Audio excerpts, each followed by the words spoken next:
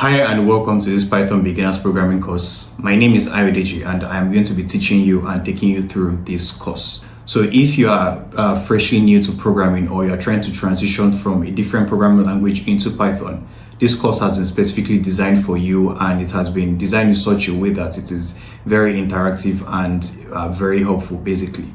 So if you are looking to learn Python, this tutorial is basically designed for you. So we're going to be starting with the very basic fundamentals, so things like variables, variable naming conventions, loops, if statements, and things like that. And then we're going to even go into more advanced topics like object-oriented programming, classes, objects, polymorphism, and topics of that nature. We're also going to be looking at working with libraries and packages. We're also going to be looking at building our own libraries and packages. So it's a course that is packed for anybody who is looking to learn Python. So this course is broken down into several chapters. So each chapter covers some specific topics. So for example, I have a chapter in this course that teaches object-oriented programming. I have a different chapter which talks about functions. So each chapter the course has been broken down properly into different chapters, and each chapter covers a specific topic. So it just basically helps to keep the course structured. Now each of these chapters has each of them have their own activities and exercises, which